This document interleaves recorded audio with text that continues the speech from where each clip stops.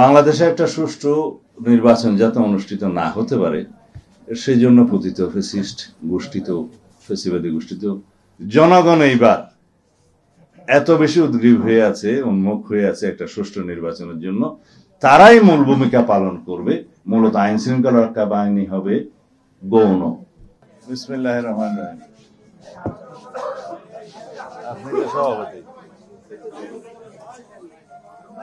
আচ্ছা, প্রিয় সভাপতি শ্রদ্ধেয় মান্না ভাই, গণতন্ত্র মঞ্চ এবং জাতীয় নাগরিক গণতন্ত্র মঞ্চ সহ সকল রাজনৈতিক নেতৃবৃন্দ, আসসালামু আলাইকুম। আমি নিজে নিজে মাইক নেওয়ার কারণ হচ্ছে আমি এখন যে জায়গায় যাব আর 1.5 ঘন্টা লাগবে। তো সেই টাইমটা হিসাব করে দেখলাম আমার ভাই মঞ্জু যদি বক্তৃতা শেষ না করে তো আমার মহাবিপদ। যাই হোক, মঞ্জুকে চলে গেছে না, বক্তব্য যা তো আমার ভাই মঞ্জু দিয়েই দিয়েছে। কার কার সাথে কার কার জুট হবে ইত্যাদি ফর্মুলা সব দিয়ে দিয়েছে।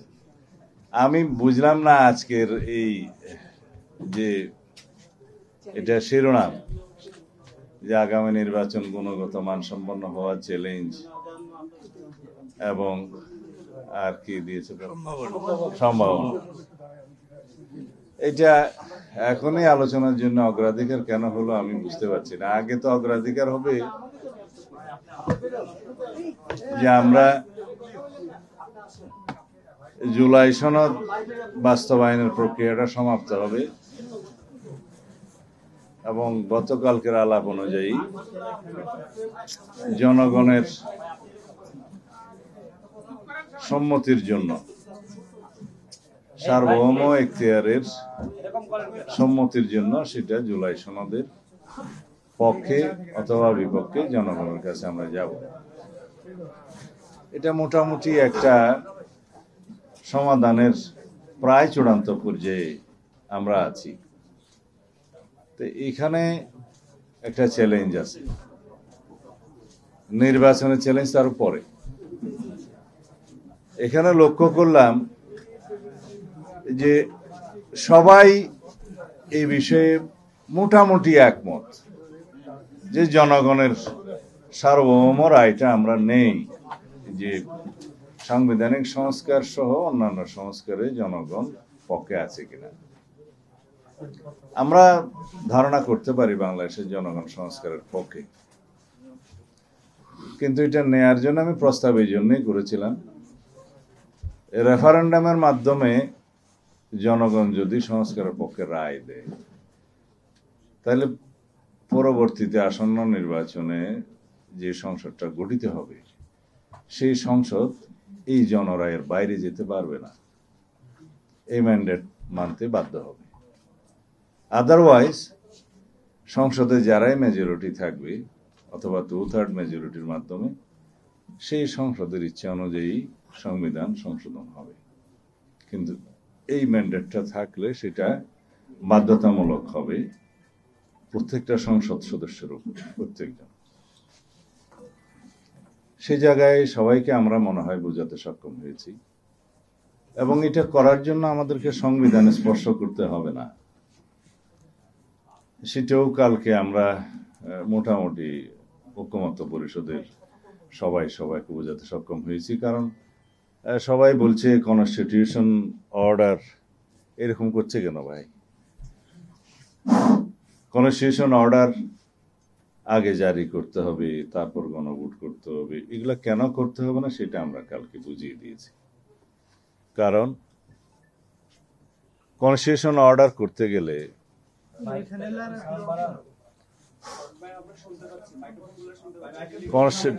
কনস্টিটিউশন অর্ডার করতে গেলে বা এক্সট্রা কনস্টিটিউশনাল অর্ডার করতে গেলে এখতিয়ারের প্রশ্ন আসবে, ফোরামের প্রশ্ন আসবে, কার এখতিয়ার আছে, কোন ফোরামের এখতিয়ার আছে।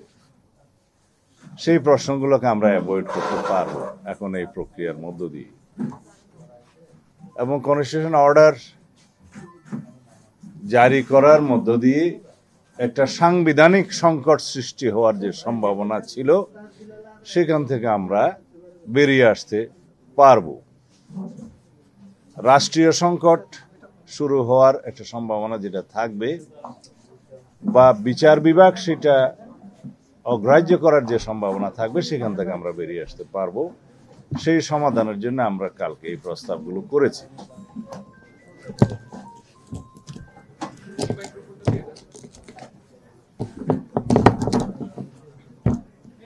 এখন প্রসঙ্গক্রমে সবাই সে আলোচনায়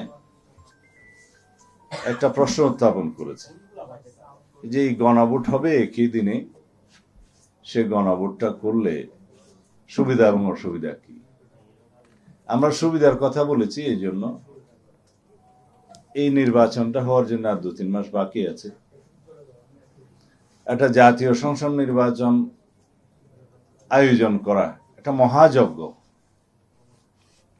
এই আয়োজন একই আয়োজন করতে হবে যদি আলাদাভাবে আর একটা গণভোটের আয়োজন আমরা করি তার আগে। কারণ একই ব্যালট বাক্স এলি, একই pulling officer, presiding officer, booth centre, সমস্ত আয়োজন, সমস্ত বাজেট সবকিছু হবে, অথচ ফলাফল একই। নির্বাচনের দিনে যে গণভোটের রায়টা আসবে সেই ফলাফল যেমন একই বাইন্ডিং হবে পার্লামেন্টের উপরে, আর আগে হলো একই বাইন্ডিং। কিন্তু আমরা অ্যাভয়েড করতে পারবো নির্বাচন বিলম্বিত করার যে কোনো প্রয়াসকে, আমরা বিলম্বিত হওয়ার যে কোনো প্রয়াসকে আমরা অ্যাভয়েড করতে পারবো। তা এখন লক্ষ্য করছি কেউ কেউ, আমি কোনো দলের নাম নেব না, এটা তো অন এয়ারে যায়, সবাই দেখে, এখনো আবার সেই আগের জায়গায়, আগে গণভোট হতে হবে, কনস্টিটিউশন অর্ডার করতে হবে। এগুলো আমাদের মনে হয় পরিহার করা উচিত। এগুলোই হচ্ছে মূল চ্যালেঞ্জ। নির্বাচনটা চ্যালেঞ্জ না। যারা নির্বাচন বিলম্বিত করতে চায় বিভিন্ন কায়দা কানুনের মধ্য দিয়ে, সেটাই হচ্ছে চ্যালেঞ্জ। অথবা বিভিন্ন ইস্যু সৃষ্টি করে আলোচনায় এবং রাস্তায় একই ইস্যুতে আন্দোলন করে যারা একটা বিভ্রান্তি সৃষ্টি করতে চায় জাতির মধ্যে, সেগুলোই হচ্ছে চ্যালেঞ্জ। মূল চ্যালেঞ্জ এটা না। যারা পিআর করে জনগণকে বা বাংলাদেশকে একটা অস্থিতিশীল সরকার ব্যবস্থার দিকে নিয়ে যেতে চায়, সেগুলি হচ্ছে চ্যালেঞ্জ। এটা চ্যালেঞ্জ না। তা আমরা বলেছি এই গণভোট আয়োজনের জন্য যে আইনি বিধানগুলো করা দরকার, সেগুলো কনস্টিটিউশনকে স্পর্শ করবে না। কারণ সংবিধান পরিবর্তন হলে, সংশোধন হলে, যে সমস্ত আর্টিকেলগুলো পরিবর্তন হলে গণভোটের বাধ্যবাধকতা আছে, সেগুলো নির্ধারিত আছে আর্টিকেল 142-তে। কিন্তু সেই সংশোধনীটা যখন হবে তখন তার পরবর্তী বিষয় চূড়ান্ত অনুমোদনের জন্য রাষ্ট্রপতি স্বাক্ষরের আগে যেতে হবে গণভোটে। সেই জায়গাতে আমরা এখন আসি নাই। আমরা বলেছি সংবিধানে অন্যান্য জাতীয় ইস্যুতে গণভোট করা যাবে না এমন কোনো বিধান নাই। সুতরাং সরকার অধ্যাদেশ জারি করে অথবা আরপিওতে সংশোধনী এনে একটা গণভোট পরিচালনা করার জন্য নির্বাচন কমিশনকে ক্ষমতা প্রদান করতে পারে, এবং নির্বাচন কমিশন সেই গণভোটটা করতে পারবে একই দিনে, জাতীয় সংসদ নির্বাচনের দিনে। এখানে ফলাফলে কি আগে হলো একটা সুবিধা আছে যে একই আয়োজন, একই অর্থ ব্যয় এবং একই লজিস্টিক, একবার ভোট সেন্টারে যাওয়া, তাতে এই সুবিধা পাওয়া যাবে। অসুবিধার মধ্যে হচ্ছে আরেকটা জাতীয় সংসদ নির্বাচনের মতো বিশাল আয়োজন করে শুধুমাত্র গণভোটের জন্য দেশকে প্রস্তুত হতে হবে, সেটা হচ্ছে অসুবিধা। কিন্তু ফলাফলে কি সেটার একটা লক্ষ্য থাকতে পারে, এই নির্বাচন যেন বিলম্বিত হয়, সেদিকে আমি যাব না। কিন্তু আরো একটা প্রশ্ন এসছে যে জাতীয় সংসদ নির্বাচনকে যাতে অসুবিধার মধ্যে না ফেলে, যাতে জনগণকে বিভ্রান্তির মধ্যে না ফেলে, সেই জন্য নাকি 2টা ব্যালট দিলে একটু একই দিনে অসুবিধা হবে। এটা কিরকম প্রশ্ন আমি বুঝলাম না। এখনই তো আমরা 3টা ব্যালটে ভোট দিতে অভ্যস্ত। স্থানীয় সরকার নির্বাচনে চেয়ারম্যানের জন্য একটা, মহিলা মেম্বারের জন্য একটা, পুরুষ মেম্বারের জন্য একটা দিচ্ছি না। যদিও সেই নির্বাচনগুলো ফ্লড হয়েছে, বাট দিচ্ছি তো। উপজেলা নির্বাচনে উপজেলা চেয়ারম্যানের জন্য একটা, মহিলা ভাইস চেয়ারম্যানের জন্য একটা, পুরুষ ভাইস চেয়ারম্যানের জন্য আমরা দিচ্ছি তো। সিটি কর্পোরেশন মেয়রও এরকম 2-3টা ব্যালট থাকে। তো সুতরাং আমাদের জনগণ অভ্যস্ত। গণভোটের জন্য যে ব্যালটটা হবে সেই ব্যালটে আমাদের সাধারণ জনগণের বোঝার জন্য নির্বাচন কমিশন প্রচারণা দিতে পারে। এই যে লাল চিহ্নের মধ্যে টিক দিলে না, গ্রিন চিহ্নের মধ্যে টিক দিলে হ্যাঁ, এরকমও হতে পারে। খুব সিম্পল করা যায়। আর গণভোটের প্রশ্ন তো জনগণের সামনে উন্মুক্তই থাকবে। এই যে জুলাই জাতীয় সনদ যেভাবে স্বাক্ষরিত হয়েছে, অঙ্গীকারাবদ্ধ হয়েছে, তার পক্ষে আছেন কি নাই, হ্যাঁ অথবা না। তা আমরা সিম্পলের দিকে যাব, এটাই হচ্ছে আমাদের জন্য চ্যালেঞ্জ। যারা জটিল করতে চাচ্ছে তাদেরকে আল্লাহ হেদায়েত নসিব করুন। আমাদের যেন জাতীয় জীবন আমরা একটা সুন্দর, সুষ্ঠু, নিরপেক্ষ, অবাধ জাতীয় সংসদ নির্বাচনের মাধ্যমে একটি রাজনৈতিক স্থিতিশীল সরকার পেতে পারি, রাষ্ট্র পরিচালনার জন্য স্থিতিশীলতা আনতে পারি। সেই জন্য আমরা সবাই দোয়া করতে পারি। তবে আজকের এই বিষয়ে এক লাইনও না বললে তো মান্না ভাই বলবে যে এই বিষয়ে কিছু বললেন না। এখন গুণগত মানসম্পন্ন নির্বাচনের জন্য আসলে কি প্রয়োজন, নির্বাচনের বিষয়গুলো কি, সাবজেক্ট কি, অবজেক্ট কি? জনগণ, ভোটার, নির্বাচন কমিশন, পলিটিক্যাল পার্টিস, আইন শৃঙ্খলা রক্ষাকারী বাহিনী। এই তো আইন শৃঙ্খলা রক্ষাকারী বাহিনী 1 নম্বর বলি। বর্তমান পুলিশের যে অবস্থা, সবাই সন্দেহ পোষণ করে তাদের দিয়ে এই নির্বাচন সুষ্ঠুভাবে সম্পন্ন করা সম্ভব হবে কিনা। হ্যাঁ, এই বিষয়ে সবার একটু প্রশ্ন আছে। কারণ পুলিশ বাহিনীর টোটাল মোরালটা এখনো সেই আগের জায়গায় ফেরত আসেনি। কিন্তু তাদের সহায়তার জন্য 1 লক্ষেরও বেশি সেনাবাহিনীর সদস্যগণ কাজ করবেন, সেটা ইতিমধ্যে সেনাপ্রধান এবং সরকার প্রকাশ করেছে। তো তাদেরকে সেই বিষয়ে ট্রেনিংও দেওয়া হচ্ছে। পুলিশ বাহিনীর বাইরেও যেগুলো সহযোগী বাহিনী আছে, আনসার, বিডিপি সহ অন্যান্য, তাদেরও প্রশিক্ষণ চলছে। কিন্তু আমি যেখানে গুরুত্ব দিতে চাই সে বিষয়টা হচ্ছে, জনগণ এইবার এত বেশি উদ্গ্রীব হয়ে আছে, উন্মুখ হয়ে আছে একটা সুষ্ঠু নির্বাচনের জন্য। তারাই মূল ভূমিকা পালন করবে। মূলত আইন শৃঙ্খলা রক্ষা বাহিনী হবে গৌণ, মুখ্য ভূমিকা পালন করবে জনগণ। যে এইখানে কেউ অনিয়ম করার চেষ্টা করলে জনগণই পাহারা দিবে। 3 নম্বর আসলো পুলিং এবং প্রিজাইডিং অফিসার। যদি রাজনৈতিক হস্তক্ষেপ না থাকে, প্রশাসনিক হস্তক্ষেপ না থাকে, যেহেতু নিউট্রাল গভর্নমেন্ট, এখানে পুলিং প্রিজাইডিং অফিসারের তো পক্ষপাতিত্ব করার সুযোগও নাই, দরকারও নাই। বাদ বাকি রইল জনগণ এবং রাজনৈতিক দল। জনগণ মানে ভোটার, আগেই বলে দিচ্ছি। রাজনৈতিক দলের মধ্যে একজন বক্তা বললেন যে জোট করার জন্য, এই করার জন্য, সেই করার জন্য।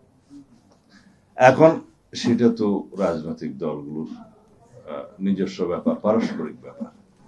জোট হোক বা না হোক, নির্বাচনে যখন সকল রাজনৈতিক দল অংশগ্রহণ করবে, সেটা পার্টিসিপেটরি।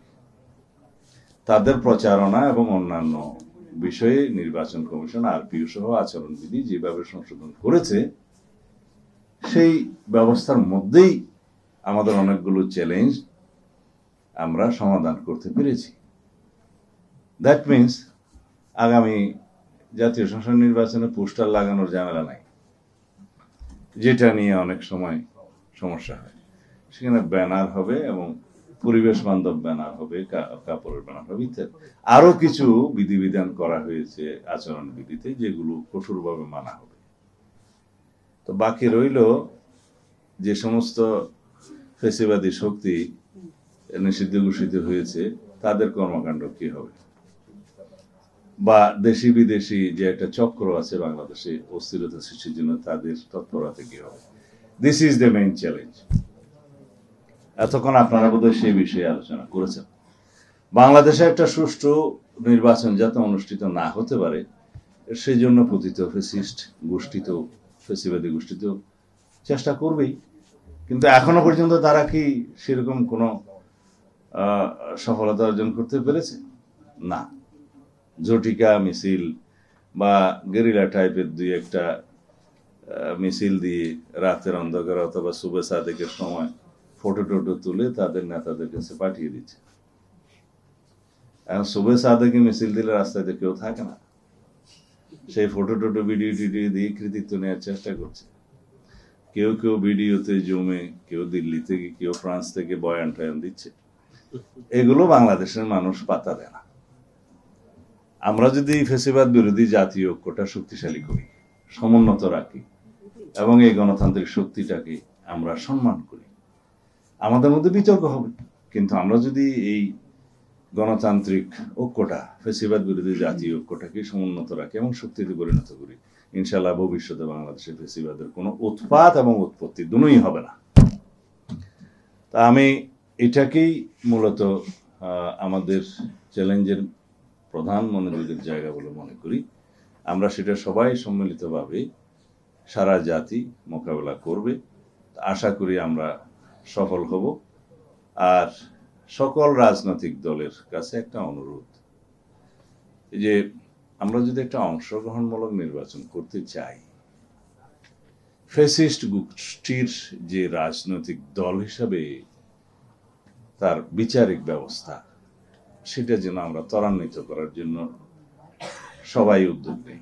কয়দিন আগে আমি প্রেসে কথা বলেছিলাম যে সরকার এখনো পর্যন্ত রাজনৈতিক দল হিসাবে আওয়ামী লীগের বিচার করার জন্য, বিচারিক প্রক্রিয়া নিয়ে আসার জন্য কোনো উদ্যোগ নেয় নাই বা কোনো মামলা দাখিল করেনি। আজকে পত্রিকায় দেখলাম একটা উন্নতি হয়েছে। আইসিটি ট্রাইব্যুনালের চিফ প্রসিকিউটর একটা বিবৃতি দিয়েছে বা কোথাও কথা বলেছে যে আওয়ামী লীগের বিরুদ্ধে রাজনৈতিক দল হিসাবে মামলা দায়ের করার বিষয়ে তদন্ত শুরু করবেন। ভালো উদ্যোগ, তবে অনেক বিলম্ব হয়েছে। কারণ বিচারিক প্রক্রিয়ার মধ্য দিয়ে নির্ধারিত হওয়া উচিত বাংলাদেশের রাজনৈতিক দলগুলো কে দায়ী রাজনীতি করতে পারবে না, নির্বাচন করতে পারবে না। আমরা সবসময় বলেছি যে নির্বাহী আদেশের মধ্য দিয়ে রাজনৈতিক দল নিষিদ্ধ করার এই প্রথা, এই চর্চা হবে ভবিষ্যতের জন্য ভয়ঙ্কর। তো সুতরাং আগে জামায়াত ইসলামের রাজনীতি নিষিদ্ধ করা হয়েছিল নির্বাহী আদেশের মাধ্যমে। বিএনপি প্রথম সবচেয়ে প্রতিবাদ করেছে ভিগোরাসলি, মানে কি হবে, আচ্ছা, আমরা প্রটেস্ট করেছি সেটা তখনও। এখনো তারা যারা দাবি করছে অন্যান্য রাজনৈতিক দলের নিষিদ্ধ হওয়ার জন্য, সেটা তো আমরা প্রতিবাদ জানাই যে নির্বাহী আদেশের মধ্য দিয়ে রাজনৈতিক দল নিষিদ্ধ করার এই চর্চা আমরা কখনো মেনে নেব না। তবে কোন রাজনৈতিক দলের বিরুদ্ধে মানবতা বিরোধী অপরাধ অথবা যুদ্ধ অপরাধ অথবা গণহত্যার মতো অপরাধ, যেটা আর্টিকেল 47-এ আছে কোন সেকশনে, এরকম যদি অভিযোগ থাকে, তার প্রেক্ষিতে আইন সংশোধিত হয়েছে, আগে সংশোধিত ছিল না, সেই সংশোধিত আইনের মধ্যে তাদেরকে অভিযোগ নিয়ে এসে বিচার করা যায়, সেটা আদালত নির্ধারণ করবে। আর সবাই বলে যে এটা জনগণের বিষয়। জনগণ তো 5ই আগস্ট বিষয় জানিয়ে দিয়েছে যে এদেশে ফ্যাসিবাদী শক্তির কোন রাজনীতি তারা চায় না। জনগণের বিষয় নির্ধারিত। জনগণ আরেকটা প্রক্রিয়ায় তাদের রায় দেয়, সেটা হচ্ছে নির্বাচন। তো সুতরাং অভ্যুত্থানের শক্তিটা বেশি। সে অভ্যুত্থানের শক্তির মধ্য দিয়ে এদেশে ফ্যাসিবাদী রাজনীতির অপসারণ হয়েছে, মৃত্যু হয়েছে। জনগণ একভাবে বিদায় করে দিয়েছে। কিন্তু বৈধভাবে, আইনানুগভাবে, আন্তর্জাতিকভাবে গ্রহণযোগ্যতা পাওয়ার জন্য সেটা বিচারিক প্রক্রিয়ার মধ্য দিয়ে আমাদেরকে যেতে হবে, সেই কথা আমরা বলছি। আপনাদের অনেক ধন্যবাদ, আমাকে অনুমতি দিলে আমি উঠতে পারি। আপনারা কিছু মনে করবেন না, আমার এইভাবেই মান্না ভাইয়ের সাথে কথা ছিল যে আমার পরবর্তী একটা অনুষ্ঠান আছে, যদি আমাকে আগে একটু বলতে দিয়ে বিদায় করে দেন তাহলে আমার জন্য সুবিধা হয়। আসসালামু আলাইকুম। এতদিন শুনছি চান্দে অমাবস্যা লাগে, আজকে দেখলাম শুরু যে অমাবস্যা লাগে।